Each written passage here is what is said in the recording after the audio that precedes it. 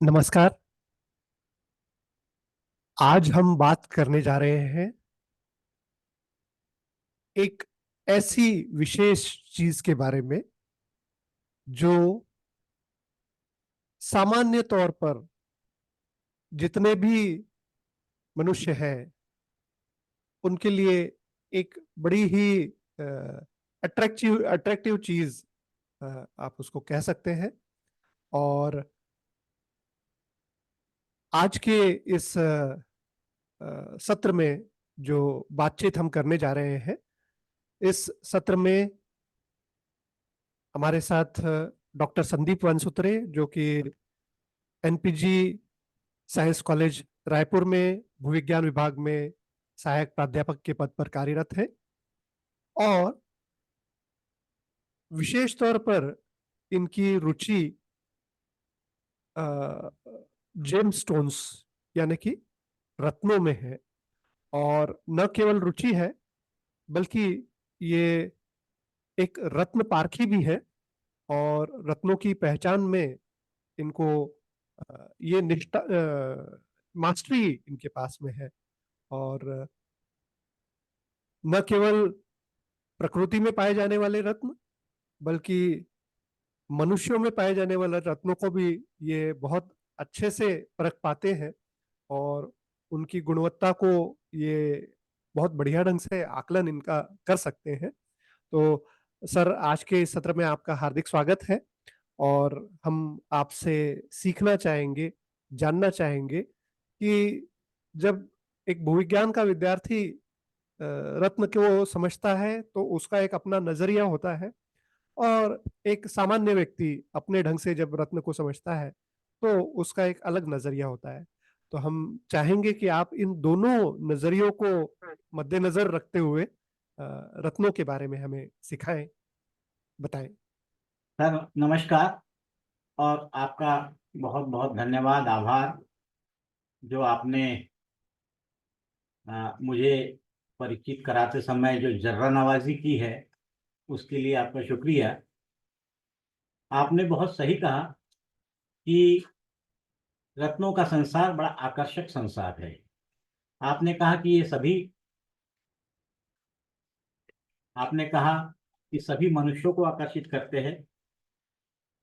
बड़ी एक सुंदर बात और आश्चर्यजनक बात मैं यहाँ पे आपसे शेयर करना चाहता हूँ कि केवल मनुष्यों को नहीं, ये देखा गया कि कुछ कुछ पंछियों के घोंसलों में भी सुंदर पत्थर पाए गए। तो इनमें एक स्वाभाविक आकर्षण जो होता है, ये जिसको कहते हैं कि एक स्वाभाविक आकर्षण रत्नों में होता है। और इसकी ये आकर्षण केवल आज हम विकसित समाज में रह रहे हैं अभी है, ऐसा नहीं है। ये आकर्षण आदिकाल से देखा गया है।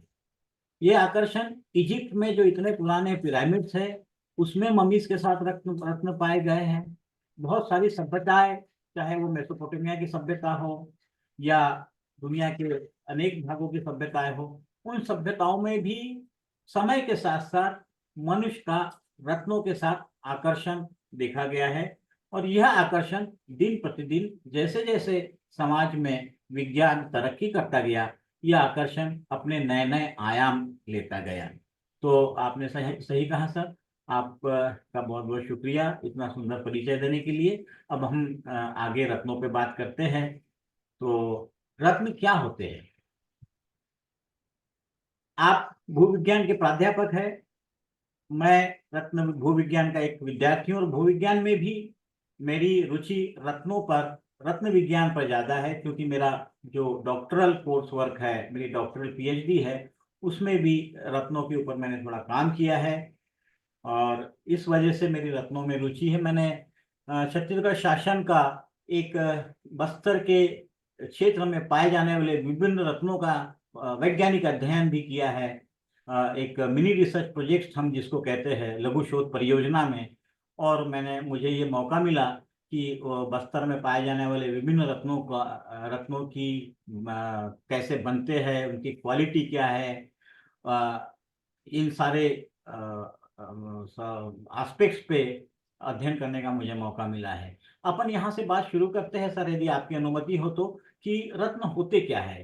जी सर, ये एक बहुत ही स्वाभाविक सी जिज्ञासा हम सबके मन में है, एक उत्सुकता है कि रत्नों को हम किस तरह से परिभाषित करेंगे, और इसमें कोई भी खनिज या कोई भी वस्तु रत्न कहलाने के लिए उसके अंदर क्या विशेषताएं होनी चाहिए, इनके बारे में हम लोग आपसे सीखना चाहेंगे, जानना चाहेंगे।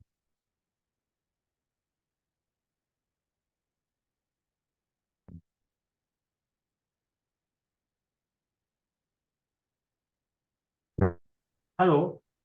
जी सर। हाँ, मेरी आवाज आ रही है सर। जी सर। हाँ, रत्न जो है सर, जैसा कि आप भूविज्ञान में जानते हैं, भूविज्ञान की एक शाखा है खनिज विज्ञान, जिसको हम मिनरोलॉजी कहते हैं। Mineralogy is a branch of geology where we deals with the study of minerals. हम जिसमें खनिजों का अध्ययन करते हैं। तो इन खनिजों में कुछ कुछ विशिष्ट खनिज होते हैं। The type of various minerals those are highly priced for their beauty, durability and rarity. इन खनिजों में कुछ 2000 खनिज ऐसे हैं। 2000 खनिजों में 2000 खनिज खोजे जा चुके हैं, 2 से 3000 खनिजों के बीच में जो खनिज खोजे जा चुके हैं, उसमें कुछ खनिज, लगभग 100 खनिज ऐसे हैं जो रत्नों की क्वालिफिकेशन को पार करते हैं या रत्नों की क्वालिफिकेशन रखते हैं। अब ये रत्नों की, रत्न, किसी भी खनिज को रत्न कहलाने के लिए क्या उसके गुणधर्म होने चाहिए, तो उसको हम बहुत शॉर्ट में यहां से ये देख सकते हैं कि उसमें ब्यूटी, ड्यूरेबिलिटी और रेयरिटी, मतलब उसमें सुंदरता होनी चाहिए, वो ड्यूरेबल होनी चाहिए, और वो कम मात्रा में मिलनी चाहिए, रेयरिटी होनी चाहिए। बहुत ज्यादा प्रचुर मात्रा में अगर कोई चीज कहीं भी मिलती है तो इकोनॉमिक्स का सिद्धांत हम जानते हैं, डिमांड एंड सप्लाई का, तो उसकी कीमत उतनी नहीं रह जाती। तो जैसे इसमें मैं उदाहरण देना चाहूंगा कि बर्मा में मिलने वाला जो रूबी है, मानिक है, क्योंकि वो केवल बर्मा में मिलता है और वो विशिष्ट शैल में मिलता है, वो विशिष्ट रंग लिए होता है, तो दुनिया में बर्मा के मानिक की कीमत सर्वाधिक है। यहां तक ये है कि पहले एक कहावत चला करती थी कि मानिक के धंधे में हीरे दलाली में मिला करते हैं। ओहो। रियलिटी भी एक बहुत बड़ा, आगे चल के सर देखेंगे हम, आप आगे जब हम जैसे जैसे आगे के स्लाइड्स में देखेंगे हम, कि reality is one of the most important properties of gemstone. Beauty तो है ही, ब्यूटी भी हम आगे देखेंगे कि ब्यूटी किसको कहते हैं। ड्यूरेबिलिटी, वो लॉन्ग लास्टिंग होने चाहिए। अगर रत्न, उसकी हार्डनेस, ड्यूरेबिलिटी में one of the factor is hardness. यदि उसकी कठोरता बहुत कम है तो वो बहुत ज्यादा ड्यूरेबल नहीं होंगे। डायमंड बहुत ज्यादा ड्यूरेबल है, क्योंकि हम जानते हैं कि डायमंड मोहर स्केल ऑफ हार्डनेस में वो प्राकृतिक रूप से पाया जाने वाला सबसे कठोर खनिज है, जिसकी हार्डनेस मोहर स्केल ऑफ हार्डनेस पे 10 है। तो ड्यूरेबिलिटी, ब्यूटी एंड रेयरिटी, ये 3 ऐसी प्रॉपर्टीज है जो किसी खनिज में यदि हो तो वो रत्नों के कैटेगरी में आ जाते हैं, वही खनिज रत्नों के कैटेगरी में आ जाते हैं। बहुत सुंदर सर, बहुत सुंदर। अ, एक बात पर और विशेष ध्यान आकर्षित हम लोग करना चाहेंगे कि संदीप सर न केवल एक अच्छे टीचर है और न केवल अच्छे रत्न पारखी है, बल्कि एक अच्छे शायर भी है। तो सर से अनुरोध है कि कुछ एक आध शेर हम रत्नों के बारे में भी आपसे सुने तो बहुत ऐसा मेहरबानी बहुत होगी। मौजूद शेर जिसे कहते हैं, जैसे अभी आपने आप रत्नों की बात की, तो मुझे अचानक एक शेर याद आ गया। आपने आपने आपने कहा है तो मैं आपकी जो आदेश है उसका पालन करना। गालिब का एक बड़ा अच्छा शेर है सर, कि सब कहाँ लाला वो गुल में नुमाया हो गई, सब कहाँ कुछ लाला वो गुल में नुमाया हो गई, खाक में क्या सूरतें होगी कि पिन्हा हो गई। इसका इसका मतलब सर यह है कि सब कहाँ कुछ लाला वो गुल में नुमाया हो गई। इस प्रकृति में की सारी जो चीजें हैं वो सब की सब हम नहीं देख पा रहे हैं। केवल कुछ जो है लाल और गुल, मतलब लाल कलर के फूल में नुमाया हो रही है। वो जो कुछ लाल और गुल में नुमाया हो रही है, कुछ जो हम देख पा रहे हैं, इससे हम अंदाजा लगा सकते हैं कि खाक में क्या सूरतें होगी होगी जो पिन्हा हो गई। इसका मतलब अभी प्रकृति में और कितना खजाना होगा। सर हम इस बात का, गालिब ने जो ये शेर लिखा है, मैं उसको थोड़ा सा और आगे बताना चाहूंगा यदि आपकी अनुमति हो, एक लाइन में, कि हमारा पृथ्वी का 3/4 भाग जल से आच्छादित है, समुद्र से आच्छादित है। जी हमारी पृथ्वी पर हमको एक कोहिनूर जैसा हीरा, होप डायमंड जैसा, कुलियन जैसे डायमंड हमको मिले, तो अब आप सोचिए कि जो भाग 3/4 समुद्र से आच्छादित है, उस पृथ्वी पर, उस धरती में और कितना खजाना छुपा होगा। या जो भाग अभी एक्सप्लोर नहीं हुआ है पृथ्वी का, उसमें कितने खजाने छुपे होंगे। ये शायर ने हालांकि रत्नों के ऊपर नहीं लिखा होगा, लेकिन ये दूसरे पृथ्वी के वैभव के ऊपर शायर ने लिखना चाहा था कि सब कहाँ कुछ लालो गुल में नुमाया हो गई, खाक में क्या सूरतें होगी कि पिन्हा हो गई। बहुत सुंदर सर, बहुत सुंदर। तो एक और स्वाभाविक सा प्रश्न सर्व सामान्य के मन में आता है कि आपने खनिज का उल्लेख किया, तो जी ये खनिज और चट्टान में सामान्यतः अगर हम अंतर को परिभाषित करना चाहें जी एक लेमेंस लैंग्वेज में, जी। तो सर इसके बारे में जैसे कि कुछ। आपने कहा सर कि हम देख रहे थे पिछले स्लाइड में कि रत्न कुछ विशिष्ट कैरेक्टर्स लिए हुए, विशिष्ट गुण लिए हुए खनिज है। अब एक जन जी सामान्य के, जो जियोलॉजी नहीं जानता, जो भूविज्ञान नहीं जानता है या खनिज विज्ञान को अच्छे से नहीं जानता, उसके दिमाग में एक प्रश्न ये आ सकता है कि खनिज क्या है। तो जी खनिज को परिभाषित करने के लिए अगली साइड में जो हमने देखा है कि खनिज क्या है।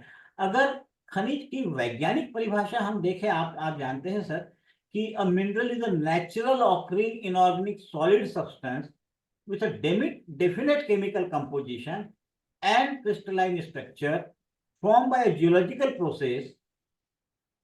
A mineral is a natural inorganic substance having definite chemical composition and internal atomic structure which or without development of outer crystalline form. ये खनिज की परिभाषा है। खनिज क्या है? खनिज एक प्राकृतिक रूप से पाया जाने वाला अकार्बनिक पदार्थ है जिसकी आंतरिक आणविक संरचना एवं रासायनिक संगठन निश्चित होता है।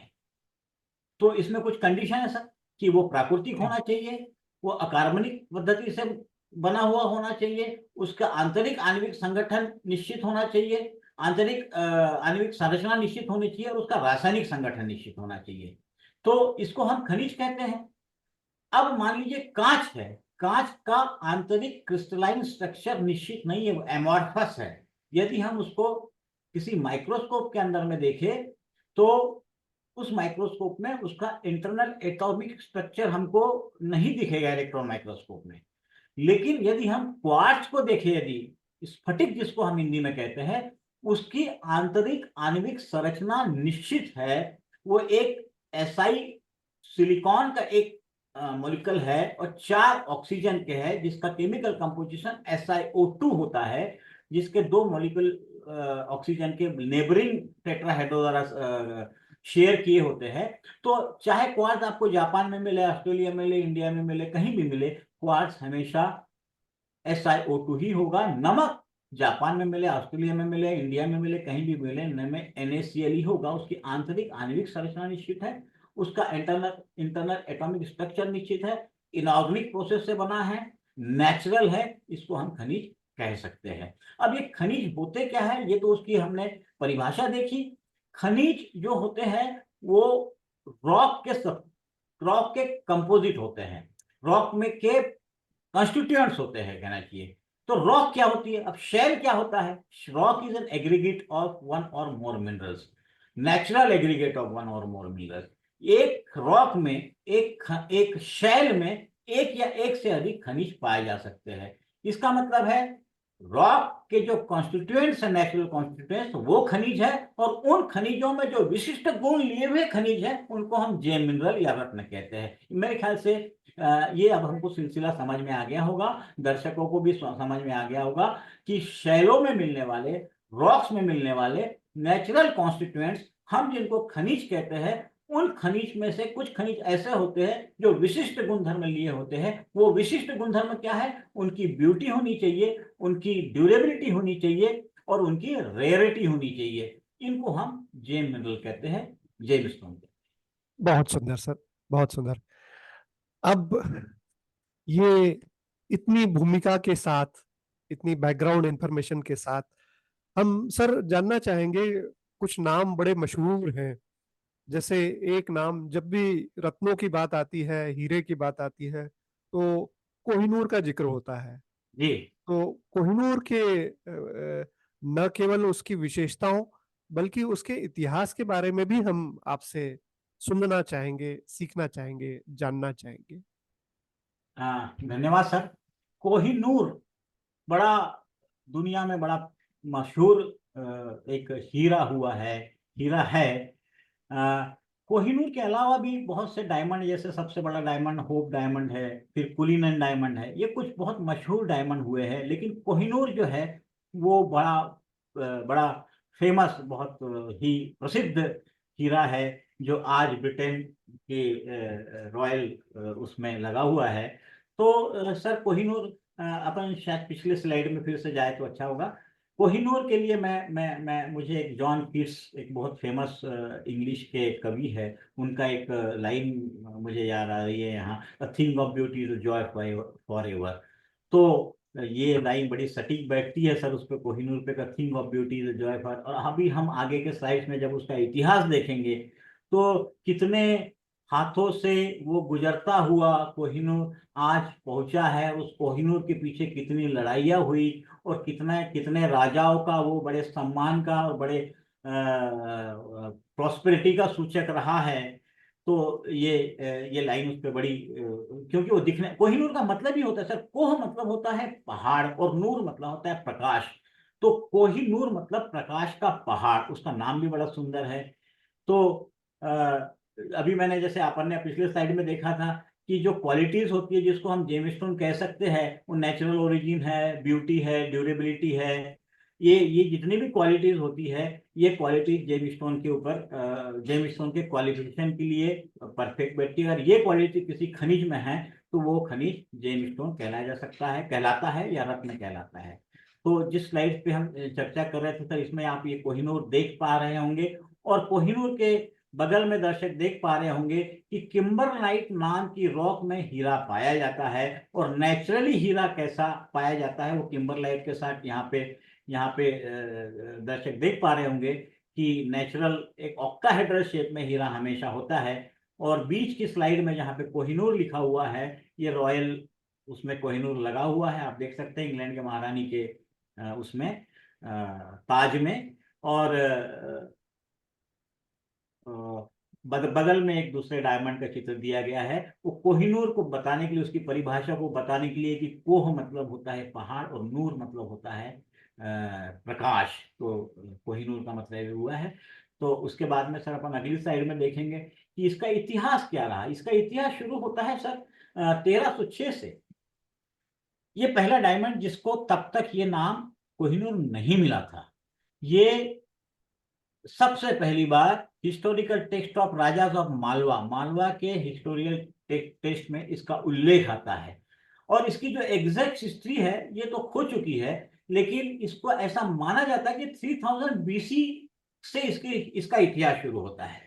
इसमें एक बहुत फेमस बुक है सर, अ बुक बाय सेस्मोलॉजिस्ट हर्ष के गुप्ता की, जिसमें उन्होंने कोहिनूर के बारे में लिखा है। और ये माना जाता है कि कोहिनूर गोलकुंडा, जो आज आज के आंध्र प्रदेश में है, यहाँ से ये कोहिनूर मिला था। और जब ये कोहिनूर मिला था, और बहुत हिस्ट्री के बहुत सालों तक इसमें कटिंग नहीं हुई थी, इसका कटिंग पॉलिशिंग नहीं हुआ था। कटिंग पॉलिशिंग कहाँ हुआ हम अगले स्लाइड्स में देखेंगे। महारानी के जो हस्बैंड थे उन्होंने पहली बार उसकी कटिंग पॉलिशिंग की थी। उसके बाद हम 1526 में आते हैं। The first verified mention is in Baburnama. Babur acquired it after defeating the last ruler of Delhi sultan Ibrahim Lodi in the first battle of Panipat. पहली बैटल ऑफ पानीपत में जब बाबर ने उसको इब्राहिम लोदी को परास्त किया, तब कोहिनूर बाबर के पास आया।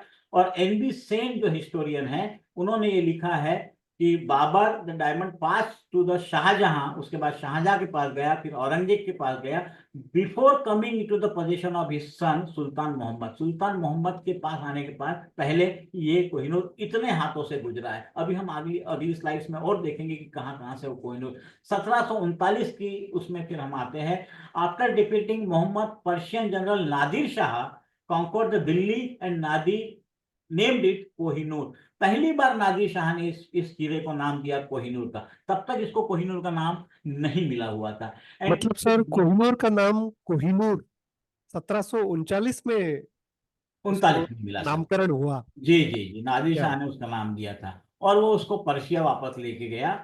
फिर उसके बाद अगेन जो हिस्टोरियन है सेन, वो लिखते हैं इनकी उनकी बुक को the glorious history of Kohinoor में, ये सेन की बहुत फेमस बुक है ग्लोरियस हिस्ट्री ऑफ कोहिनूर, कि it passes into the position of his general Ahmad Shah Durrani. उसके बाद ये इनके जो जनरल थे अहमद शाह दुर्रानी, इनके पास आ गया। फिर हम आते हैं 1813 में। अहमद शाह से तो Shah Shuja Durrani, it brings to the Punjab and it gives to the Maharaja Ranjit Singh. वो पंजाब आया कोहिनूर, उसके बाद महाराजा रंजीत सिंह को दिया गया ये Kohinoor. The founder of Sikh empire, जो महाराजा रंजीत सिंह थे सिख एम्पायर के फाउंडर थे, ये उनके पास आया। उसके बाद फिर हम 1839 में जाते हैं। After the death of Maharaja Ranjit Singh died in 1843, his 5-year-old Dilip Singh took the throne and the Kohinoor too. उनके 5 ईयर दिलीप सिंह के उनके पास पुत्र जो कोहिनूर 5 साल आया के थे और उनका उनके पास सिंहासन आया। में वो। उसके अच्छा। बाद ये जो कोहिनूर है, इसकी हिस्ट्री और आगे आगे के स्लाइड में अपन देखेंगे कि 1849 में the British means the second Anglo Sikh war, जब ब्रिटिश ने दूसरा एंग्लो सिख वार में वो विजय हुए और दिलीप सिंह से ये उसने अपना किंगडम भी खोया और कोहिनूर भी खोया। And article 3 of the treaty, उसके बाद जो ट्रीटी हुई होगी उस आर्टिकल 3 में ये लिखा था the Kohinoor which was taken from Shah Shuja Durrani shall be surrender to the queen of England. ऐसा इस तरीके से ये इंग्लैंड के महारानी के पास ये कोहिनूर पहुंचा, जहां वो अभी भी है। उसके बाद 1852 में आइए, the diamond was taken to the England and with the unpolished stones uncut appearance, queen Victoria's husband prince Albert orders to the polishing of the Kohinoor. पहली बार उन्होंने ऑर्डर उसको पॉलिशिंग करने के लिए ऑर्डर दिया। The final product reducing to its weight by from 186 carat और 737.2 ग्राम। Sir आप इमेजिन कर सकते हो, ओहो। 35.2 gram to its current weight that is 105.6 carats, 21.12 gram. 21.12 gram का कोहिनूर है वो। आज ओहो। 1 कैरेट हीरा लेने के लिए आप जाएंगे अच्छे क्वालिटी का, तो वो लाखों रुपए में आता है। तो इसकी तो कीमत का अंदाजा हम लगा ही नहीं सकते, इतना बड़ा हीरा बड़ा दुर्लभ होता है।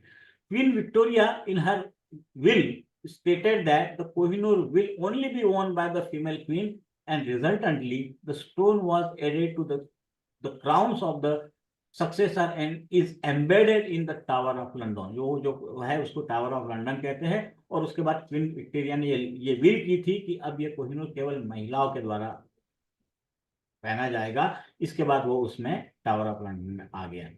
तो सर ये ये कोहिनूर की एक बड़ी कितनी। बड़ी मोटे मोटे तौर से हमने उसको सिलसिलेवार ईयर वाइज हिस्ट्री की, वो कहाँ मिला, कहाँ से किसके पास गया, वहां से कैसे कैसे हुआ, पहले उसके बाद उसकी कटिंग पॉलिशिंग कब हुई, और उसके बाद में वो कैसे महारानी के ताज में आया। ये एक हिस्ट्री सर कोहिनूर डायमंड की है जो। बहुत अद्भुत सर। अद्भुत अद्भुत। बहुत सुंदर जानकारी और बहुत रोचक ढंग से दी गई जानकारी। पर सर इससे मेरे मन में एक सवाल और उठता है। जी और वो ये सवाल आता है कि दुनिया का सबसे बड़ा या सबसे वजनदार या अ, सबसे बड़ा हीरा क्या कोहिनूर ही था या और कोई हीरा रहा होगा? सर, आज पहले उस समय जब कोहिनूर था उस समय तो शायद कोहिनूर ही रहा होगा, लेकिन हम इस स्लाइड में देख पा रहे हैं कि आज के तारीख में यदि हम देखें तो Cullinan diamond is the largest gem quality rough diamond ever found, weighing 3106 carat, ओहो। 621 ग्राम। 621 ग्राम मतलब लगभग मान लीजिए आप ये ½ किलो से और अ, ज्यादा। ज्यादा का डायमंड है। और it was discovered in the mine of Cullinan, इसीलिए इसका नाम कुलिनन डायमंड रखा गया, साउथ अफ्रीका, ऑन 26 जनवरी 1905। 1905 में 26 जनवरी को ये कुलिनन माइन से खोदा गया था। कुलिनन डायमंड बड़ा फेमस डायमंड है।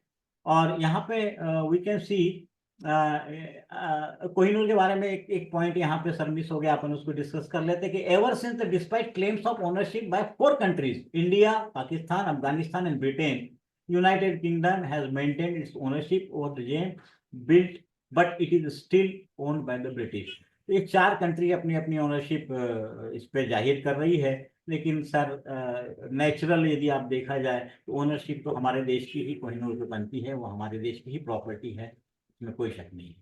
बहुत सुंदर तो सर। इसके बहुत बाद सुंदर। में हम कुछ देखेंगे, यहाँ पे आप चित्र दर्शक देख रहे होंगे, इसमें बीच में कोहिनूर का एक चित्र भी है।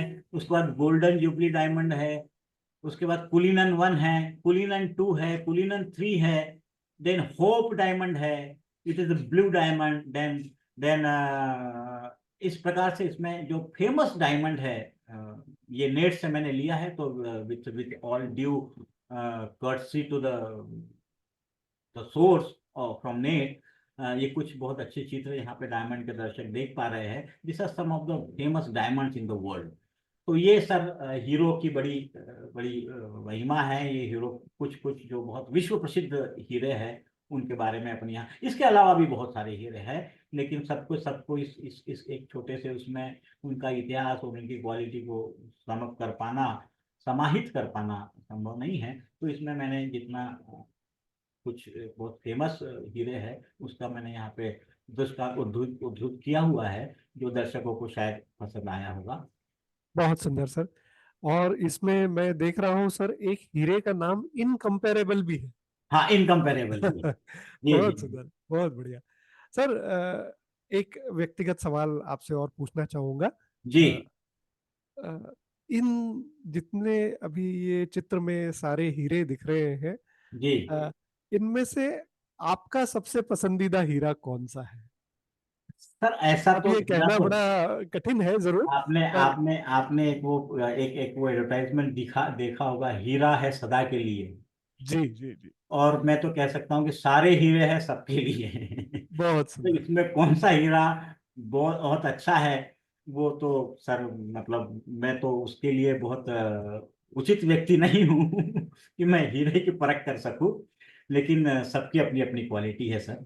जी जी। और इसमें से कोई भी हीरा आपने को मिल जाए तो सबसे अच्छा होगा। बहुत सुंदर, बहुत सुंदर सर। सर, एक चीज और सुनने में आती है, अक्सर कई बार बात होती है जब भी रत्नों की बात होती है, जी तो यह भी कहा जाता है कि कुछ रत्न ऐसे हैं जो हीरे से भी ज्यादा महंगे हैं। जी, मैंने अभी क्या अभी वाकई ऐसा है? जी जी, ये क्या है एक्चुअली, जैसे हमने पहली स्लाइड में सर चर्चा की है कि एक कहावत चलती थी और आज भी चलती है कि मानिक के धंधे में हीरे दलाली में मिला करते थे।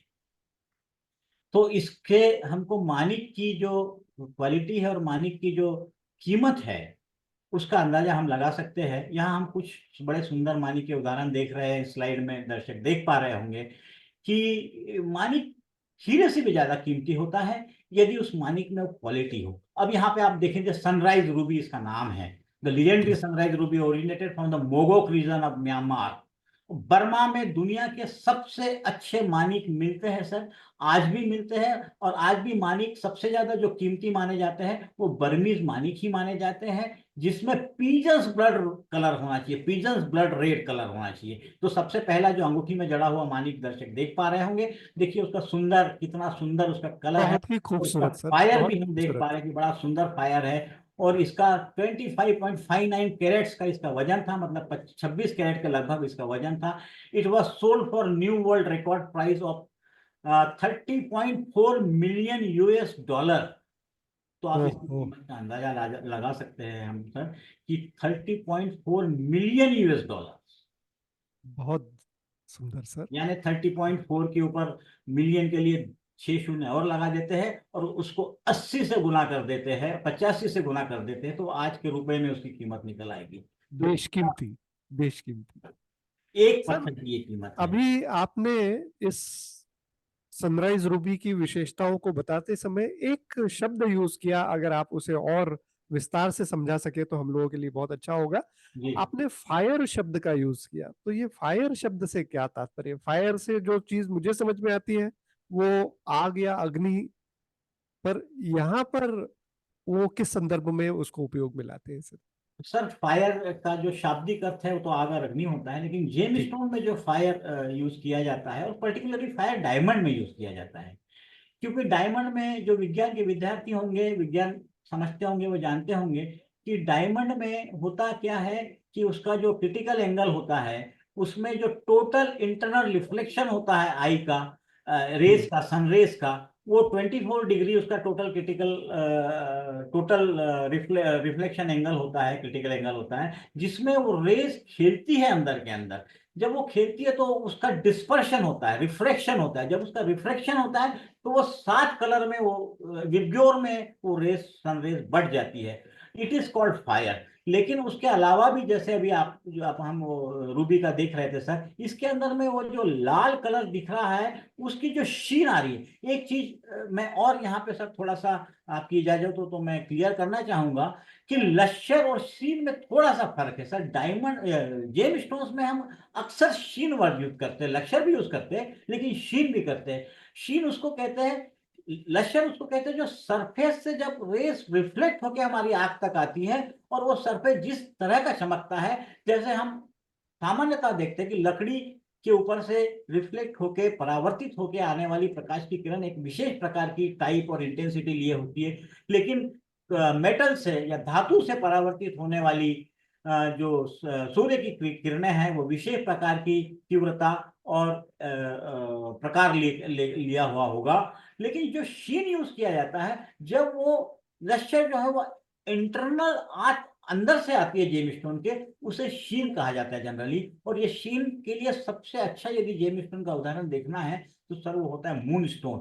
मून स्टोन में इंटरनल दो अलग अलग आरआई के मिनरल होने के कारण, दो अलग अलग फेल्सपार के साइमल्टेनियस क्रिस्टलाइजेशन के कारण, उसमें अंदर से एक ब्लू शीन आती है। सॉरी, उसमें एक अंदर से ब्लू शीन दिखती है, तो ब्लूइश फ्लैश उसमें दिखता है।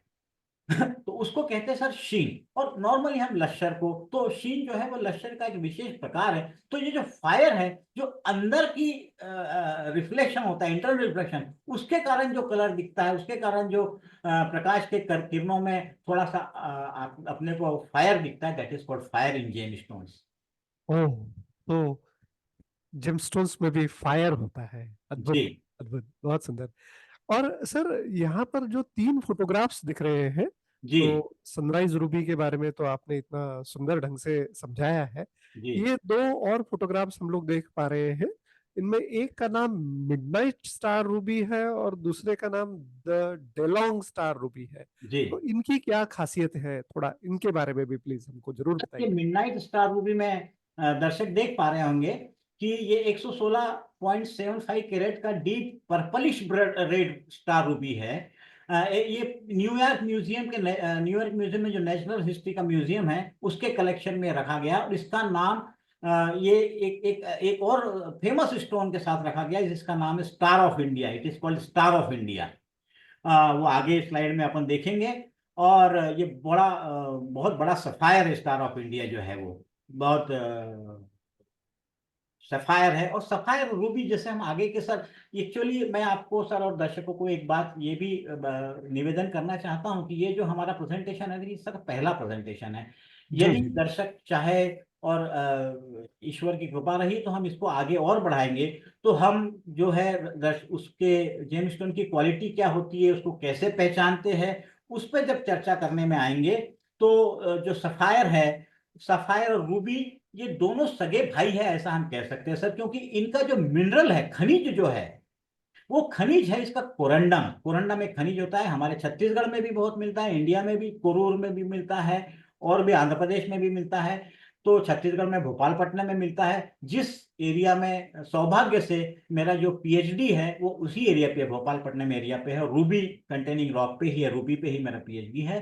तो जी जी। ये जो रूबी होता है, ये बेसिकली कोरंडम होता है। और कोरंडम में जब क्रोमियम की इम्प्योरिटी आ जाती है, तो Al2O3 कोरंडम का केमिकल कंपोजिशन होता है, रासायनिक संगठन होता है, उसमें जब क्रोमियम आ जाता है तो उसका कलर लाल हो जाता है, तो उसको हम रूबी कहते हैं। लेकिन उसी में जब आयरन और टाइटेनियम की इंप्योरिटी आ जाती है बनते समय, तो उसका कलर नीला हो जाता है और हम उसको नीलम कहते हैं या सफायर कहते हैं। तो ये दोनों सगे भाई है, रूबी और सफायर, या मानिक और नीलम, ये दोनों सगे भाई है। ये दोनों एक ही मिनरल है, केवल इम्प्योरिटी का फर्क है। इसमें क्रोमियम की इम्प्योरिटी आ गई तो ये लाल हो गया, उसमें क्रोमियम की उसमें सॉरी आयरन और टाइटेनियम की इम्प्योरिटी आ गई। और इम्प्योरिटी यहाँ शब्द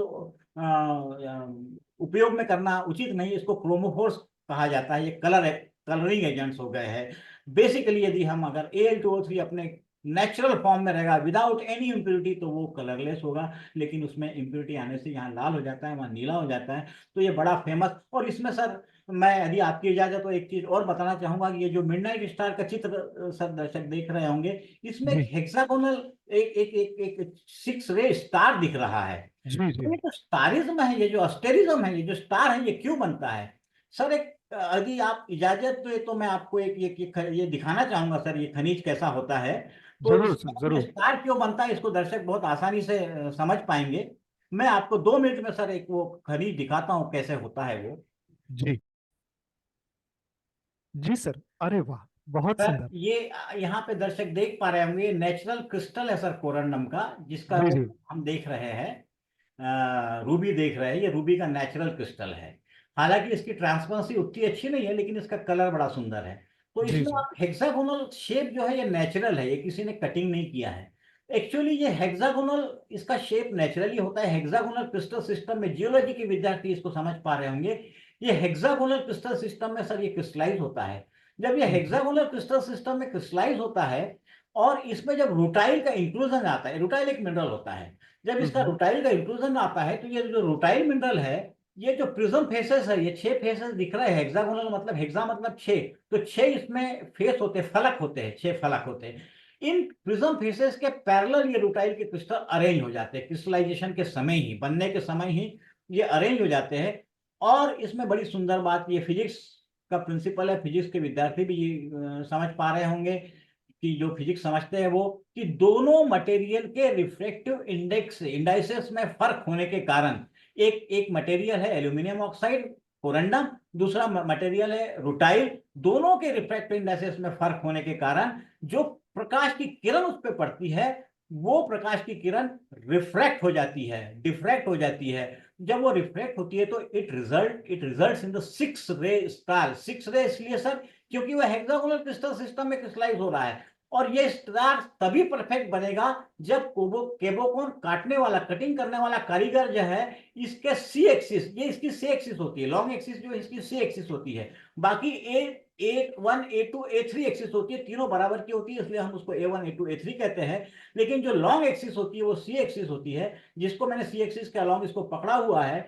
तो सी एक्सिस के परपेंडिकुलर जब उसकी कटिंग की जाएगी अच्छे से, तो उसका स्टार परफेक्ट उभर के आएगा, जो हम इसमें यहाँ पे स्लाइड पे फोटोग्राफ में देख पा रहे हैं। ये रूटाइल के इंक्लूजन के कारण, जो हमको रूबी में रूटाइल का इंक्लूजन नॉर्मली मिल जाता है, अगर मिलता है तो वो 6 रे स्टार कहते हैं। और इस फिनोमिना को अस्टेरिज्म जेमस्टोन में या जेमोलॉजी में कहा जाता है। इट इज कॉल्ड अस्टेरिज्म, 6 रे स्टार।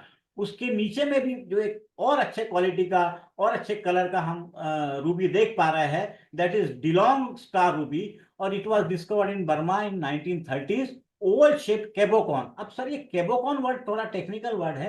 केबोकॉन हम्म। उसको कहा जाता है कि पहले चित्र में देखिए, ये केबोकॉन नहीं है, ये फेसेटेड है, जिसमें हम फलक काटता है, कारीगर जिसमें फलक काटता है उसको फेसेटेड कहते हैं। और ये फलक का काटना भी कई प्रकार से होता है, एमरल कट होता है, ओवल कट होता है, कुशन कट होता है, ड्रॉपलेट कट होता है। लेकिन जब उसमें फेसेट न काटे जाए, उसको केवल पॉलिश किया जाए ऊपर से, एक एक एक उल्टे अपने आंख के जैसा, उसको जी केबोकॉन कहा जाता है, जिसमें फेसेटिंग नहीं होती, केवल पॉलिशिंग होती है ऊपर से, वो कॉन्वेक्स पॉलिशिंग होती है।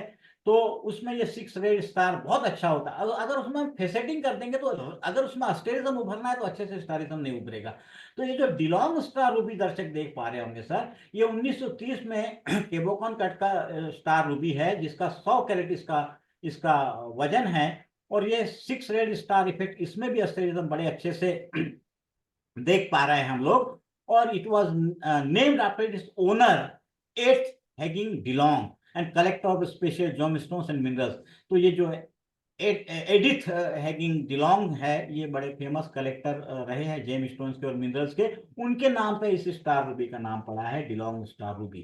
तो दोनों में स्टारिज्म देख पा रहे हैं। ऊपर वाला अपने अलग कैरेक्टर लिए हुए है, दैट इज सनराइज रूबी। उसका कलर बड़ा अच्छा है, उसमें फेसेटिंग की गई है, उसमें रुटाइल का इंक्लूजन नहीं होगा। उसकी फायर बहुत अच्छी है, उसमें फेसेटिंग की गई है। इसमें एस्टेरिज्म बहुत अच्छे से उभर के आया है। तो इसमें इसका कैबोकॉन कट में इसको काटा गया है। बहुत सुंदर सर, बहुत सुंदर। सर एक और जिज्ञासा है मेरे मन में। जी ये कैरेट शब्द जब यूज होता है तो ये कैरेट को अगर हम वजन के हिसाब से सामान्य व्यक्ति के समझ के हिसाब से सोचे तो एक कैरेट करीब कितने ग्राम या मिलीग्राम, या उसको आप कैसे बताना चाहेंगे? सर, यहाँ पे मैं एक चीज बड़ा मतलब निवेदन करना चाहूंगा कि दर्शक शायद कैरेट सुन के, सोने में कैरेट बड़ा आम भाषा में हम सुनते हैं जी कि जी। 21 कैरेट सोना, 22 कैरेट सोना। वो कैरेट और इस कैरेट में सर बहुत फर्क है। वहाँ हम्म। कैरेट जो होता है सोने की शुद्धता का पैमाना होता है। जी जी, और 24 यहाँ जो कैरेट। कैरेट है वो जेम स्टोन या रत्नों के वजन का पैमाना है। जी। तो दो दो पैमाने हमारे भारत की यदि हम बात करें तो दो पैमाने चलते हैं। एक कैरेट चलता है और एक रत्ती चलता है। तो हम्म रत्ती नॉर्मली 121 मिलीग्राम का रत्ती माना जाता है। और हम्म कैरेट जो है सर वो 200 मिलीग्राम का एक कैरेट माना जाता है। तो 200 मिलीग्राम मतलब 1 ग्राम में 5 कैरेट हुआ। हम्म। तो ये 100 कैरेट का है? जी सर, 100 कैरेट का है। ओहो, क्या बात है, बहुत सुंदर सर। तो अब ये एक और बड़ा खूबसूरत सा रत्न है जिसको पन्ना के नाम से हम लोग सामान्यतः जानते हैं। तो सर ये पन्ना, अ, इसके विशेषताओं के बारे में हम आपसे सीखना चाहेंगे। सर, ये पन्ना का भी एक क्रिस्टल यहाँ पे दर्शक देख पा रहे हैं। मेरे पास नेचुरल क्रिस्टल है। ये मेरे पर्सनल कलेक्शन का है। यहाँ ओ। आप देख पा रहे हैं, ये भी हेक्सागोनल है। जी जी। इसके भी आप फेसेस दर्शक देख पा रहे होंगे। अरे और वाह। सर ये जो होता है, ये बेरिल होता है, बेरिलियम एल्यूमिनियम सिलिकेट जी बेसिकली। जी और जी। बड़ी सुंदर बात है सर कि इसमें भी जो हरा कलर होता है ये भी हम्म। क्रोमियम के कारण होता है। तो ये जो ओहो। क्रोमियम क्रोमोफोर है, जी एल्यूमिनियम ऑक्साइड के उस एनवायरमेंट में लाल रंग देता है। और जी। यहाँ पे ये बेरिलियम एल्यूमिनियम सिलेट के साथ, बेरिल के साथ में ये हरा रंग दे रहा है। मैं क्या बात। दर्शकों के इंटरेस्ट के लिए बताना चाहूंगा कि जो 500 का नोट होता है हमारा, उसमें जी जो एक ग्रीन पट्टी हम देखते हैं, वो जी। ग्रीन पट्टी भी क्रोमियम के कारण वो ग्रीन होती है। उसमें क्रोमियम कलरेशन होता है। तो बैंक में जब हम जाते हैं, जब उसको असली नकली देखा जाता है, तो अल्ट्रा वायलेट रेस वहां पर बैंक में रखा रहता है, अल्ट्रा वायलेट शॉर्ट वेव। तो उसमें जब उसको देखा जाता है तो it it it it turns into the red. Great. तो ये जो क्रोमियम है, उसको जब अल्ट्रावायलेट में रखा जाएगा तो ज्यादा फ्लोरोसेंट हो जाता है। तो जी जी। वो उसका ये जो मैं अब हम जो बात कर रहे थे वो क्रोमोफोर की कर रहे थे। तो यहाँ जो क्रोमोफोर है वो पन्ना में हरा कलर देता है, रूबी में लाल कलर देता है। तो ये जो कुछ आप सुंदर उदाहरण दिखा रहे थे पन्ना के, इसमें आप दर्शक देख पाएंगे emerald cup with the card Persian worth encryption. इसमें जो पर्शियन इंक्रिप्शन है, belong to the emperor Jahangir, ये 252 कैरेट का कट था। ये मुगल एम्पायर का in 16th and 17th century, now part of the Al Sabah collection in Kuwait. अभी Al Sabah collection Kuwait में है। वैसे ही एक इंडिया में सर जगत सेठ का प्याल पन्ना बड़ा फेमस हुआ। ये पन्ना किसी जमाने में जयपुर में बिका था 50s में, और वो बड़ा महंगा 30 करोड़ में बिका था। मैंने ऐसा कहीं पढ़ा था कि वो 30 करोड़ में बिका था, वो पन्ने का प्याला था। तो वो पन्ना भी सर एक ऐसा रत्न है जो बहुत अच्छे क्वालिटी का यदि हो तो वो भी डायमंड से कभी कभी बहुत कीमती होता है। हम दूसरे फोटोग्राफ में जो पन्ना देख पा रहे हैं, वो देखिए बड़ा उसका कलर, जो पन्ना का कलर माना जाता है ब्यूटीफुल ग्रीन। और हम लोग भारत में जो रत्न पारखी लोग होते हैं, भारत में, ये मैंने उनसे, उनके मुंह से कहते हुए सुना है उनको कि पन्ने का रंग जो है वो नीम के पत्ती जैसा हरा होना चाहिए। तो ये जो बीच का पत्थर हम देख रहे हैं सर पन्ना, वो एमरल्ड कट है। ये जो कट है सर, ये एमरल्ड कट ही कहलाता है। जो स्क्वायर कट होता है ये एमरल्ड कट कहलाता है। पन्ना ऐसे ही कटिंग में कटता है। तो ये जो एमरल्ड कट है, और इसकी कटिंग ऐसे होते समय इसका वेट लॉस ज्यादा होता है, इसलिए हमने देखा होगा, दर्शकों ने देखा होगा कि रत्न थोड़े से बेढंगे भी कटे होते हैं कभी कभी। वो जो बेढंगे कटे होते हैं, डिफॉर्म कटे होते हैं, उसका कारण एकमात्र होता है जो जो कटिंग करने वाला जो कारीगर है वो कम से कम वेट लॉस करना चाहता है, ताकि उसकी ज्यादा हम्म। से ज्यादा कीमत मार्केट में बेचने वाले को मिल सके। तो जी। ये वेट लॉस का चक्कर है। लेकिन जो अच्छे क्वालिटी के रत्न होते हैं वो उनको बहुत कटिंग भी उसकी बहुत अच्छी करते हैं वो, ताकि जो बहुत महंगे रत्न हैं वो कटिंग पे भी उसकी कीमत होती है। तो ये जो चाक एमरल्ड है, it is extraordinary beautiful, 37.82 carat, ओहो। सोर्स फ्रॉम कोलंबिया, ये कोलंबिया में मिला हुआ था, and was owned by his Maharani of Baroda. एक बार ये इसकी पहले ये एक बार महारानी ऑफ बड़ौदा के पास ये पन्ना रहा है in India. It is currently available for the public view in gem gallery at the national museum of natural history in Washington DC. जो वॉशिंगटन डीसी में जो नेचुरल म्यूजियम है उसमें ये पन्ना रखा हुआ है।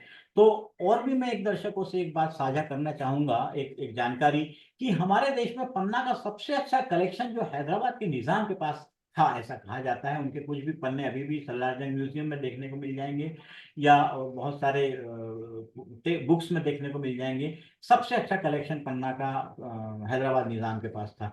और उसके बाद में हम जो एक फोटो देख रहे हैं सर, ये अभी अभी अभी recently it was very much in news, this emerald. ये जो है नीता अंबानी जी का फोटो है, जिनके बेटे की शादी में ये फोटो अभी वायरल हुआ था। और इस पन्ने के नेकलेस की कीमत 500 करोड़ बताई जाती है। तो ये जो पन्ना है ये भी कभी कभी हीरे से ज्यादा कीमत फैच कर सकता है, पा सकता है, यदि वो उतने अच्छे क्वालिटी का हो तो। और पन्ना जो है वो 2 माइल, वर्ल्ड में सबसे अच्छा पन्ना, अभी अपन ने बात की बर्मा मानिक की, जो बर्मा से मानिक, सबसे अच्छा मानिक बर्मा से आता है। वैसे ही अगर हम सबसे अच्छे पन्ने की बात करें तो ये 2 जगह से आता है, एक जाम्बिया से आता है, दूसरा कोलंबिया से आता है। ये दोनों दोनों जगह से आए हुए पन्ने विश्व मार्केट में सबसे ज्यादा कीमती पन्ने माने जाते हैं। रत्नों के बाजार में सबसे ज्यादा कीमत इन्हीं को मिलती है, और इन्हीं की क्वालिटी सबसे अच्छी होती है। तो ये रिसेंटली जो पन्ना अपन देख रहे हैं, ये 500 कैरेट का पन्ने का नेकलेस था, ये अभी अभी चर्चा में था ये पन्ना। ऐसे और भी पन्ने बहुत हैं, लेकिन यहाँ पे कुछ ही मैंने 2-3 ही अपन लोग डिस्कस कर पा रहे हैं। बहुत सुंदर सर, बहुत सुंदर। इसमें एक चीज और मुझे विशेष लग रही है सर, जी कि पन्ना का जो उसकी जो विजुअल ब्यूटी है, इसमें कुछ एक सूदिंग इफेक्ट बहुत महसूस हो रहा है सर, बहुत सर, बढ़िया। बहुत अच्छी बात सर, आपने बहुत अच्छी बात की। ये जो ट्रेडिशनल रत्न पारखी हुआ करते थे, जब तक ये जेमोलॉजी बहुत ज्यादा अपने आज के फॉर्म में, ऐसा नहीं कहता मैं कि यही यही सबसे अच्छा पैमाना है, एक पैमाना पहले भी हुआ करता था। कैसे, जैसे कहते हैं, मान लीजिए जो शाहजहां था, वो बहुत अच्छा जेम पारखी था, ऐसा ऐसा कहा जाता है। तो जो पहले राजा महाराजा थे उनके अपने अपने स्केल थे, उनके अपनी क्राइटेरिया थे उसको रत्नों को पहचानने के, रत्नों की कीमत लगाने के। और आज जैसे जैसे ये जो रत्न विज्ञान जेमोलॉजी की शाखा उन्नत होते जा रही है with the new technical advancement, इनके अपने अपने अलग अलग पैमाने हैं। तो पहले जब जिस पे पन्ना नापा जाता था, आपने जो बात कही सर, बहुत अच्छी बात कही, कि वो कहते थे, मैंने पुराने रत्न पारखियों से सुना है ये बात, कि जिस पन्ने को आप हाथ में लेके आपको सूदिंग और बड़ा खुशी महसूस हो, वो पन्ना सबसे अच्छा है, ये कहा जाता था। अब इसको आप क्या बात। वैज्ञानिक रूप से वो आप बोलेंगे कि ऐसा कैसे है, तो वो कई चीजें वैज्ञानिक रूप से नहीं एक्सप्लेन की जा सकती, उसको उसका विश्लेषण वैज्ञानिक तर्कों के आधार पर नहीं किया जा सकता। लेकिन ये आपने जो बात की बिल्कुल अक्षरशः सत्य है, कि जो पन्ना हाथ में लेने से आपको सूदिंग लगे, आपको बड़ा अच्छा लगे, वो पन्ना, वो उसकी क्वालिटी बहुत अच्छी है। तो ये बात आपने सही की कि पन्ना, उसका एक सूदिंग कलर होता है, बड़ा पीसफुल कलर होता है, वो आई कैचिंग कलर भी उसको अपन कह सकते हैं, it is eye catching colour. तो लाल रंग के रत्न, हरे रंग के रत्न, और अब नीले रंग के रत्न नीलम के बारे में सर आपसे जैसे सर सीखना हमने चाहेंगे, जानना इसके चाहेंगे। पहले, जी जी जी जी जी, जैसे हमने इसके पहले डिस्कस किया है, हमने चर्चा की है कि नीलम और मानिक दोनों दोनों कोरंडम है, दोनों की जी जो जी। जो खनिज है उसका मूलतः वो कोरंडम है। और ये कोरंडम जो है, जब इसमें टाइटन और आयरन की इम्प्योरिटी आ जाती है तो वो नीला कलर हो जाता है। और नीलम भी एक ऐसा रत्न है जो हमारे भारतीय ज्योतिष में, जिसको शनि के लिए पहना जाता है भारतीय ज्योतिष में, वो नीलम कलर का, शनि को नीले रंग का नीले रंग को शनि का प्रतिनिधि माना गया है, तो नीलम शनि के लिए पहना जाता है भारतीय ज्योतिष में। इसकी चर्चा हम कभी बाद में करेंगे। ये जो नीला कलर है, ये उसमें आयरन की और टाइटेनियम की इम्प्योरिटी के कारण होता है। और ये जो हम पहला चित्र देख रहे हैं, ये जो है 62.02 कैरेट का rectangular cut natural unheated untreated cornflower blue sapphire is one of the most famous sapphire in the world.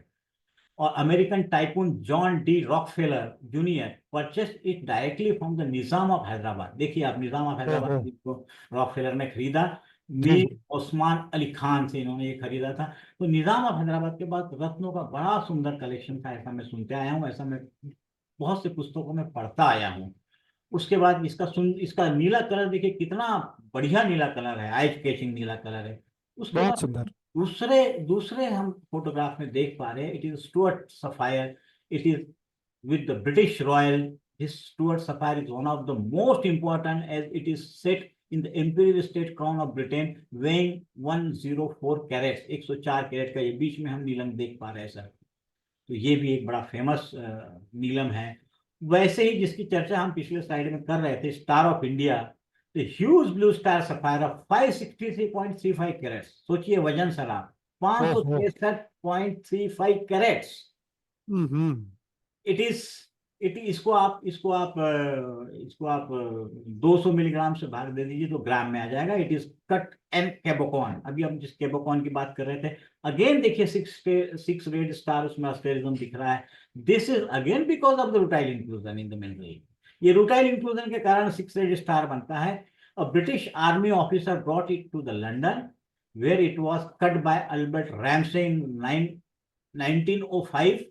Morgan donated to the Star of India along with the rest of the collection to the American Museum of Natural History।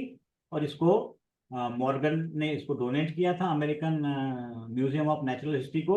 It is believe to be the of Sri Lankan origin. लेकिन sir इसमें मैं बताऊं आपको कि ये बड़ा controversy, एक कश्मीर में भी एक नीलम की किसी समय में नीलम वहां से खोदा जाता था, वहां नीलम मिलता था कश्मीर में। और कई लोग इसको मानते हैं कि इसका ओरिजिन सफायर का कश्मीरियन ओरिजिन है, और कई लोग इसको मानते हैं कि ये श्रीलंकन ओरिजिन का है। लेकिन ये स्टार ऑफ इंडिया बड़ा फेमस स्टार है जो American museum of natural history में रखा हुआ है। और ये भी बड़ा सिक्स रेड अस्टेरिज्म लिए हुए है, बड़ा सुंदर, इसका लाइट ब्लू कलर है। इसको मिल्की ब्लू कलर कहते हैं सर, ये स्टोन वाले रत्न वाले इसको मिल्की ब्लू कलर कहते हैं। बहुत सुंदर सर, बहुत सुंदर। और जब रत्नों का नाम आता है तो निश्चित तौर पर पुखराज का जिक्र हुए बिना रत्नों की बात पूरी नहीं होती है। तो सर पुखराज और इसके जो खनिज विज्ञान के हिसाब से पुखराज और वास्तव में जो जोहरी जो रत्न पुखराज के नाम से बेचते हैं, इनके बारे में भी हम आपसे जानना चाहेंगे, सीखना चाहेंगे। सर आपने बहुत अच्छा एक ये प्रश्न उठाया है सर। एक पुखराज एक ऐसा रत्न है सर जिसको जिसको बड़ा कंफ्यूजिंग है सर। ये हम इस चित्र में जो एक टोपाज देख पा रहे हैं, ये पुखराज नहीं है। जो भूविज्ञान के विद्यार्थी होंगे, जो मोहज स्केल ऑफ हार्डनेस जब हम पढ़ते हैं, जिसमें खनिजों को उसके बढ़ते हुए क्रम में जोड़ अरेंज किया हुआ है, जमाया हुआ है, हम टाल्क जिससे टेल्कम पाउडर बनता है उसकी हार्डनेस, हम उसकी कठोरता हम एक मानते हैं मोहज स्केल ऑफ हार्डनेस। जैसे मोह ने वो स्केल बनाई थी, मोह नाम के साइंटिस्ट ने। फिर उसके बाद टाल्क, जिप्सम जिस जो सीमेंट में मिलाया जाता है जिप्सम, उसकी हार्डनेस 2 मानी जाती है। कैल्साइट एक कैल्शियम कार्बोनेट का एक खनिज होता है जिसका केमिकल रासायनिक संगठन कैल्शियम कार्बोनेट होता है, उसकी हार्डनेस 3 मानी जाती है। फ्लोराइड, एपेटाइट, फेल्सपार, क्वार्ट्स, स्फटिक, उसकी हार्डनेस 7 मानी जाती है। और 8वें नंबर पे आता है टोपाज, ये ओ टोपाज है।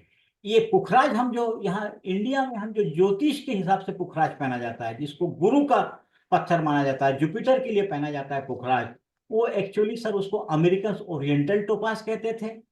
वो एक्चुअली अगेन इट इज अ तीसरा भाई of Ruby and sapphire, Manik और नीलम का तीसरा सगा भाई। वो जो पुखराज हम इंडिया में पुखराज के नाम से पहनते हैं, it was known in world as oriental topaz. It is a yellow sapphire. ये भी मैं ध्यान में लाना चाहता हूँ, ये एलो सफायर है। और इसमें जो येलो कलर है सर, ये भी आयरन की इम्प्योरिटी के कारण है, लेकिन इसमें आयरन की जो इम्प्योरिटी है वो नीलम से ज्यादा वॉल्यूम परसेंटेज में होती है, इसलिए इट बिकेम्स येलो। तो ये तीनों आप सगे भाई हो गए, मानिक, नीलम और एलो सफायर, जिसको हम भारतीय ज्योतिष में पुखराज कहते हैं। लेकिन टोपाज एक अलग है। टोपाज जो है वो एक अलग मिनरल है जिसकी हार्डनेस 8 होती है, मोज स्केल ऑफ हार्डनेस में। ये पोटेशियम एल्यूमिनियम का सिलिकेट है, कॉम्प्लेक्स सिलिकेट है। ये अलग खनिज है। और ओरिएंटल टोपाज जो है वो अलग खनिज है। और इसमें एक और बात है, एक और कंफ्यूजिंग फैक्टर ये भी है सर, कि हम जब कोई दर्शक, कोई व्यक्ति मार्केट में टोपाज बोलेगा, तो वो मार्केट में टोपाज जो है वो सिट्रीन को माना जाता है। सिट्रीन एलो क्वार्ट्ज है। क्वार्ट्ज ओहो। स्फटिक की जो वैरायटी है, क्वार्ट्ज एलो होती है, वो सिट्रीन एलो क्वार्ट्ज होता है। उसको टोपाज के नाम से इंडियन मार्केट में टोपाज के नाम से बेचा जाता है। वो उसको वो लोग टोपाज कहते हैं। तो वो तो क्वार्ट्ज है, वो बड़ा सस्ता होता है क्वार्ट्ज की। और आजकल मैं एक और चीज दर्शकों को बताना चाहूंगा सर, कि एक खनिज होता है जिसको जियोलॉजी के विद्यार्थी जानते होंगे, एमेथिस्ट। वो वायलेट कलर का स्फटिक होता है, एमेथिस्ट। जी ये जी। डेक्कन ट्रैप वाले एरिया में अक्सर मिलता है, कुछ जियोर्स के रूप में बहुत मिलता है। इसका कलर वायलेट होता है। आजकल इसका हीट ट्रीटमेंट करके इसको येलो कर दिया जाता है। इसका हीट ट्रीटमेंट 1200 डिग्री सेंटीग्रेड के आसपास, depending upon the quality and source of the mineral, वो इट टर्न्स टू येलो। और उसको टोपाज के नाम, उसको सिट्रीन के नाम से, उसका केमिकल जो मिनरोलॉजिकल नाम है वो सिट्रीन है, येलो क्वार्ट्ज। उसको ये बेचने वाले उसको टोपाज के नाम से बेचते हैं। टोपाज अलग होता है, जिसकी हार्डनेस 8 होती है, कॉम्प्लेक्स सिलिकेट एल्यूमिनियम और पोटेशियम का होता है, जिसका बहुत बड़ा क्रिस्टल हम 271 किलो का यहाँ फोटोग्राफ में देख पा रहे हैं, ये टोपाज है। और जो पुखराज पहना जाता है वो ओरिएंटल टोपाज कहलाता है दुनिया में, और वो एलो सफायर होता है। तो ये बड़ा कंफ्यूजिंग मामला है सर, कि टोपाज क्या है, एलो सफायर क्या है, और सिट्रिन क्या है। इसमें कंफ्यूजन जैसे हम अगले कभी डिस्कशंस में देखेंगे, ये हम बहुत अच्छे से क्लियर करेंगे कि तीनों तीनों अलग अलग मिनरल कौन से हैं। तो जो पुखराज पहना जाता है ज्योतिष के हिसाब से इंडिया में पहना जाता है, वो एलो सफायर है। जो टोपाज मिनरल कहा जाता है जियोलॉजी में या मिनरोलॉजी में, वो टोपाज है, मोज स्केल ऑफ हार्डनेस का। और जो मार्केट में टोपाज बिकता है टोपाज के नाम से, वो सिट्रीन है, एलो क्वार्ट्ज। ओहो। तो ये इतनी अलग अलग बारीकियां हैं जो संभवतः सामान्य व्यक्ति को मालूम नहीं रहती है। जी। और सर इसके लिए आपको विशेष धन्यवाद है, आपका विशेष रूप से आभार है कि ये बारीकियां आज हम लोग आपसे जाने हैं। और नहीं सर सर। ये ओपल जो यहाँ पर हम फोटोग्राफ में देख रहे हैं, जी तो इसके बारे में आप क्या कहना चाहेंगे? सर, ओपल एक बड़ा सुंदर रत्न है सर। ओपल के बारे में बड़ा ये है कि देखिए, इसमें एक प्ले ऑफ कलर दर्शक देख पा रहे होंगे, जी जी। जिसको सप्तरंगी विबगोर कलर जो दिखता है, जी जी। विबगोर में इंद्रधनुषी कलर। इसमें इंद्रधनुषी कलर, ये जो शीन की चर्चा में कर रहा था सर, इसमें ये शीन वर्ड यूज किया जा सकता है। इसका शीन है, इसका लक्षण नहीं है। इट जी is coming from the inside of the stone. तो इट इज नॉट लक्षण, it is not coming from the surface of the stone. Whatever is coming from the surface of the stone, it is called lustre. If it is coming from the inside of the stone because of the refraction, so that is called sheen. तो इसमें एक blue flash हमको दिख रहा है total. और इसमें बीच सबसे लास्ट वाले स्लाइड में हम देख पा रहे हैं, उसमें जो विब्ग्योर के कलर है, सातों कलर दिख रहे हैं। इसको, इस प्रॉपर्टी को कहते हैं सर ओपेलेसीन। ओपेलेसीन, OPLSCENE, ओपेलेसीन। और ये ओपेलेसीन प्रॉपर्टी, जब इसको, इस पत्थर को आप थोड़ा हिलाओगे तो इसमें वो प्ले ऑफ कलर दिखेगा। इसको प्ले ऑफ कलर इसीलिए कहते हैं कि वो कलर खेलते हैं, सातों कलर उसमें खेलते हैं। और बहुत ही खूबसूरत सर, बहुत दिस इज खूबसूरत। Because of the internal refraction, hmm. अपवर्तन, आंतरिक हम्म। अपवर्तन के कारण ये 7 कलर। ये पैमाना कभी कभी बरसात में पानी में यदि कि डीजल वीजल या कोई तेल फैल जाए किसी सरफेस पे, तो जी बच्चों ने देखा होगा कि वो तेल में 7 कलर दिखते हैं। या ये 7 कलर रिफ्रेक्शन के कारण कभी कभी इंद्रधनुष में भी हमको दिखते हैं। जब पानी आता है, वो उसके जो ग्लोब्यूल्स होते हैं पानी के, बरसात के पानी के जो ग्लोब्यूल्स होते हैं, वो जब जम जाते हैं बादल में, उसमें से जब प्रकाश की किरण उसको भेजती हुई निकलती है, तो उसका परावर्तन होता है। जब उसका अपवर्तन होता है तो वो 7 कलरों में विभक्त हो जाती है, जिसको हम विब्रो कहते हैं। यही फिनोमिना इस स्टोन के अंदर पे जब लाइट पेनिट्रेट कर पा रही है, तो उसका रिफ्लेक्शन हो रहा है। और चूंकि सर ये जो प्ले ऑफ कलर है इस पर्टिकुलर स्टोन में, इसको ओपेलिसिन कहा जाता है। वैसे ही एक स्टोन होता है लेब्राडोर, यदि लेब्राडोराइट, वो मेरे पास है सर, लेब्रोडोराइट मैं दिखा सकता हूँ। वो लेब्रोडोराइट जो है उसमें ये जो प्रॉपर्टी होती है प्ले ऑफ कलर की, वो लेब्रोडोसिस कहलाती है, लेब्रोडोसिन।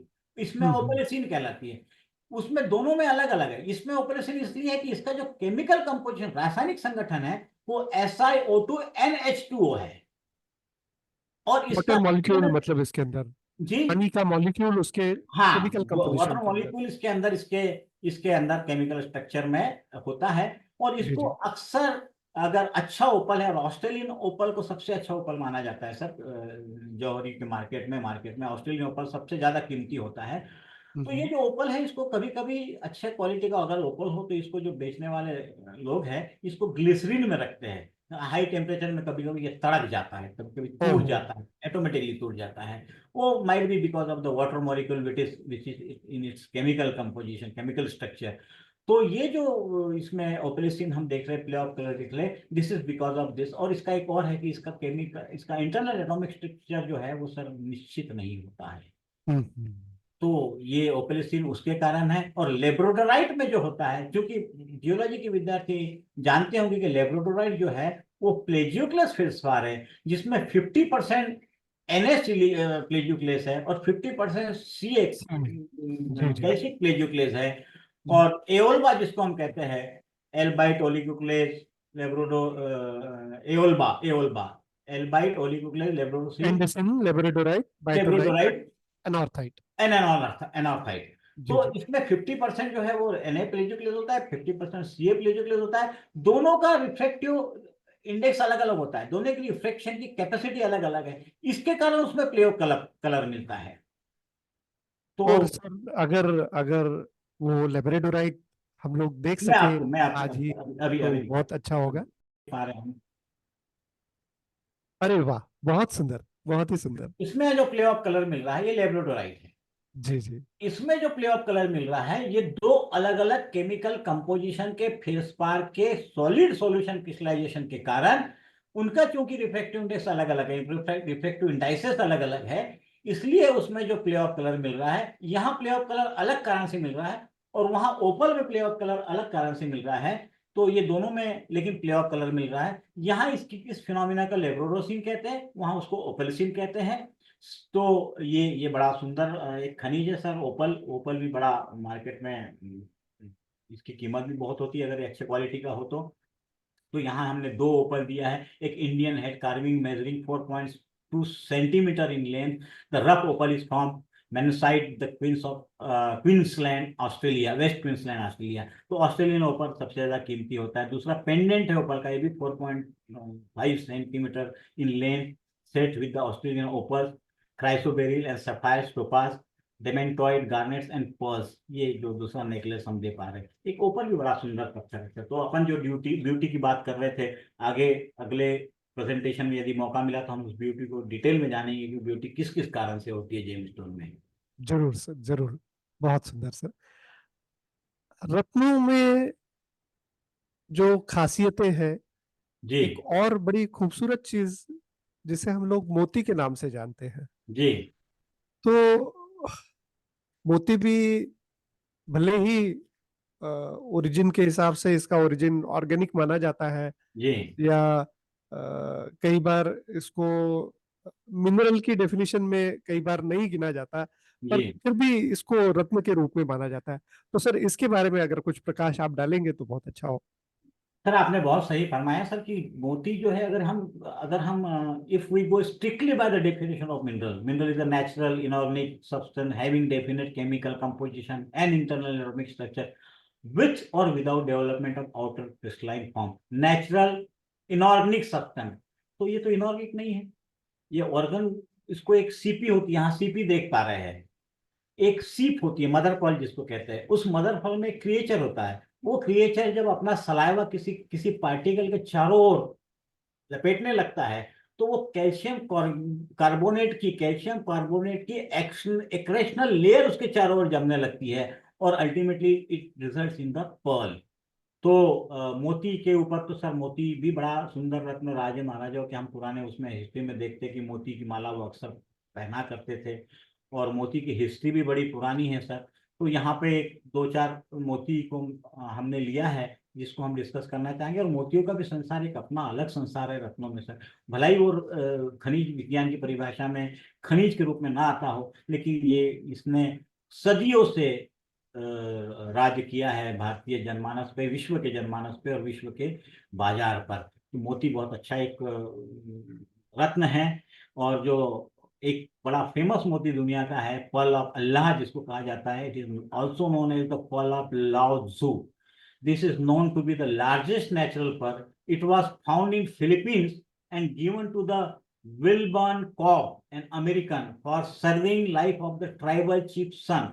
वहां का जो ट्राइबल चीफ था, उसकी उसके बच्चे की जब जान बचाई थी, तो इसको इनको दिया गया था ये विलबर्न कॉब को, weighing 40 pounds, ओहो, 40 pounds, sorry, 14 pounds 14 पाउंड्स। ओहो। and almost 10 inches। कितना हम्म। बड़ा मोती रहा होगा सर, सोचिए आप। और इसकी सिप कितनी बड़ी रही होगी, ये भी आप सोचिए। ओहो। तो ये 10 इंच इसकी लगभग वो है, विथ है। और 14 पाउंड का इसका वजन है। It is enormous creation of the sea. ये समुद्र का एक बड़ा खजाना है, अनमोल खजाना है। उसके बाद seven strand natural pearl necklace जो है, ये इसकी कीमत $9 मिलियन है, अमेरिकन डॉलर है। It is sold by Christie's in 2013। This extravagant 35-inch collar is the stung with the over 200 pearls held together by an old mine cut diamond bar clasps।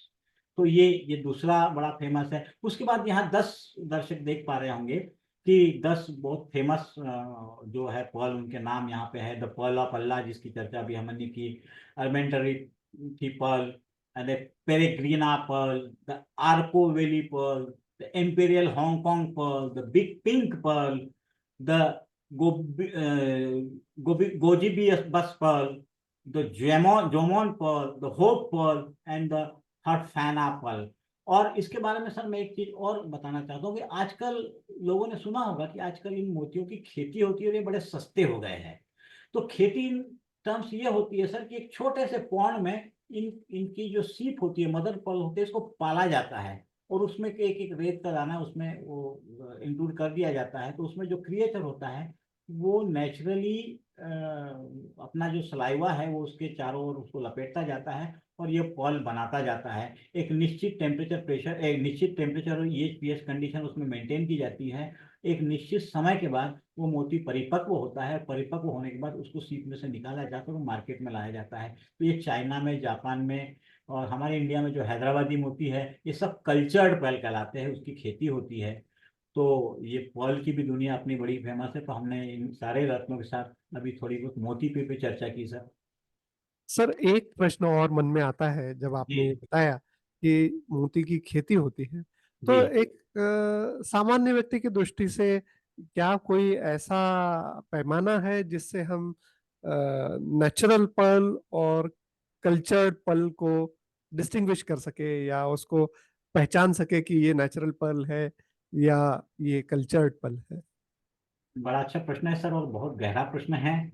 और इसको सामान्य पल को और cultural पल को पहचानने के दुनिया में मैंने ऐसा सुना है और पढ़ा है कि बहुत कम इसके पारखी बचे हुए पल की जहाँ तक बात है, तो इसके कुछ एक्सरे एनालिसिस करके उसके जो इंटरनल उससे उससे पता करते हैं। लेकिन एक जन सामान्य के लिए ये पता करना कि ये नेचुरल पर्ल है या ये नेचुरल ओरिजिन का है या कल्चरल ओरिजिन का है, ये बड़ा कठिन काम है सर आजकल।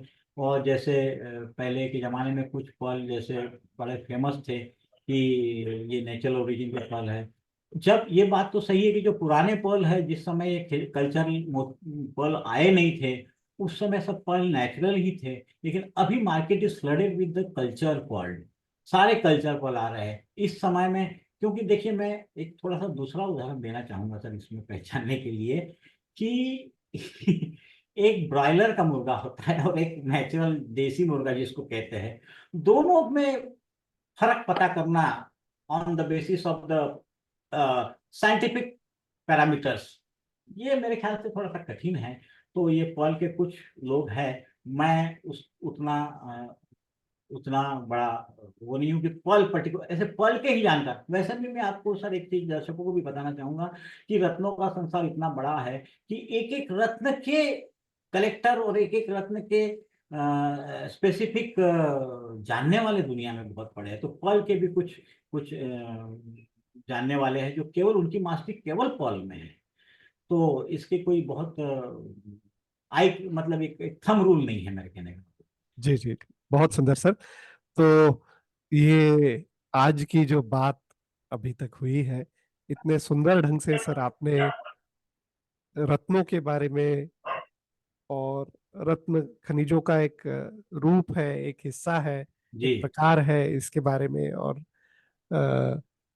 तरह तरह के रत्न, और न केवल रत्न बल्कि उनसे जुड़ी हुई कहानियों के बारे में जी आपने, उनके इतिहास के बारे में हम लोगों को बताया। जी तो ये एक बहुत सुंदर प्रयास आपका, और बड़ा सराहनीय, और ऐसा प्रयास जो कि जन सामान्य के लिए बहुत रुचिकर और बहुत उपयोगी साबित होगा, ऐसी हम सबको आशा है। जी और एक और निवेदन आपसे है जी कि आने वाले समय में इसी तरह से बहुत सारी बातें रोचक ढंग से, जिस ढंग से आप रखते हैं, हम लोग रत्नों के बारे में और भी बातों को जानना चाहेंगे। और जैसा कि आपका एक और फील्ड ऑफ स्पेशलाइजेशन है जो कि एस्ट्रोलॉजी है, और एस्ट्रोलॉजी में रत्न का बड़ा महत्व माना जाता है, तो एक सत्र में इसके बारे में भी हम आपसे जानना चाहेंगे, सीखना जी चाहेंगे, आपके विचार हम लोग सुनना चाहेंगे। तो जी अ, आज की इस सत्र की समाप्ति के लिए एक और अनुरोध आपसे है कि ये जो प्रकृति की देन है, प्रकृति का वरदान है, जी और हर रत्न की एक अपनी कहानी है, जी तो क्यों न आज के इस सत्र की समाप्ति कुछ एक आधे और सुंदर शेर से हो, इसके लिए आपसे विनंती रहेगी कि प्रकृति से संबंधित या रत्नों से संबंधित आपका कोई पसंदीदा शेर ऐसा हो जो आप अभी हम सबके साथ साझा करना चाहें। सर क्या है कि शेर तो अभी बहुत इस विषय पर याद आ जाए।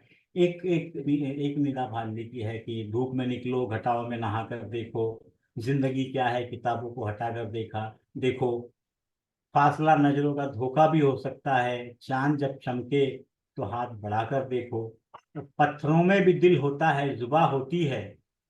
इस शेर पे मैं खास तवज्जो चाहूंगा सर कि पत्थरों में भी दिल होता है जुबां होती है, अपने घर के दरो दीवार पे सजा कर देखो। तो ये पत्थर भी बोलते हैं सर, इनमें भी दिल होता है, इनमें भी जुबां होती है। आप उनको उनको अपने घर के दीवार दरो दीवार पे या अपने खुद पे सजा कर देखो, उनसे बात करके देखो। और आने वाले जैसे आपने आदेश किया है सर, हम कोशिश करेंगे। मैं सबसे पहले तो आपका और दर्शकों का बहुत बहुत आभार व्यक्त करता हूँ कि मैंने ये जो कुछ भी कहा, ये कहने का मौका आपने और दर्शकों ने मुझे ये मौका दिया और मुझे अवसर दिया कि मैं इस बारे में मैं जो कुछ भी अपना अल्प ज्ञान रखता हूँ उसको मैं आप सबके साथ साझा कर सकूं। ये इसके लिए मैं अपना बहुत दिल से आभारी हूँ, आपका भी और सभी दर्शकों का भी। और आने वाले स्लाइड्स में हम वर्ल्ड फेमस जेम्स क्या है, एस्ट्रोलॉजी में जेम्स कैसे यूज होते हैं, जेम्स को कैसे पहचानते हैं, मार्केट में जेम्स कैसे कैसे बेचे जाते हैं, और आयुर्वेदिक में जेम कैसे यूज होते हैं, आयुर्वेद शास्त्र में जेम कैसे यूज होते हैं, जेम क्रिस्टल थेरेपी क्या होती है, इस पे थोड़ा बहुत चर्चा करने की कोशिश हम करेंगे सर। जितना मुझे आता है, जितना मुझे ईश्वर ने ज्ञान दिया है, उसको मैं आप लोगों के साथ साझा करने की कोशिश करूंगा। मैं एक बार फिर से अपनी ओर से, लेकिन मैं रत्नों का जैसे आपने किया, हम देखिए रत्नों का हमारे मैथोलॉजिकल में भी इतना ज्यादा महत्व है सर कि हम पूजा में भी, जब जैसे अभी श्रावण का महीना चल रहा है, हम शिव जी की पूजा करते तो हम कहते हैं रत्ने कल्पितमासनम हिमजले स्नानं च दिव्यांबरम नाना रत्न वचितम। तो ये रत्नों का महत्व इतना ज्यादा है सर कि हमने पूजा में भी, जैसे शिवलिंग भी है, हमने सुना है कि स्फटिक का होता है, नीलम का शिवलिंग होते हैं कहीं पे, रूबी के भी शिवलिंग पाए गए हैं। तो रत्नों को हमने इतना उत्कृष्ट स्थान हमारे माइथोलॉजी में भी दिया है। आने वाले प्रेजेंटेशन में हम देखेंगे अभी जो रामलला की मूर्ति स्थापित की गई थी, उसमें जो रत्नों का, वहाँ पे रत्नों को, रामलला की जो मूर्ति है उसको जो सजाया गया, उसमें बहुत अलग अलग विभिन्न प्रकार के रत्न किए, मतलब हमारे पूजा जैसे विशेष स्थान में भी, वर्शिपिंग में भी इनका स्थान है, सब जगह इनका स्थान है। तो मैं एक बार फिर अपने तरफ से आपका और दर्शकों का आभार व्यक्त करता हूँ कि मुझे ये कहने का और अपने विचार साझा करने का ये अवसर आपने और दर्शकों ने दिया। बहुत बहुत धन्यवाद, बहुत बहुत शुक्रिया। बहुत बहुत धन्यवाद सर, बहुत बहुत धन्यवाद। और आने वाले समय में इसी तरह के सत्र आयोजित होते रहेंगे और आपसे हम बहुत सारी जानकारियां जानते रहेंगे, सीखते रहेंगे, और बहुत सारी चीजें, आपका जो व्यक्तिगत खजाना है वो भी हम लोग देखेंगे और उससे भी आपसे हम सीखना चाहेंगे। बिल्कुल धन्यवाद सर, सर, बिल्कुल बहुत सर, बहुत बहुत धन्यवाद।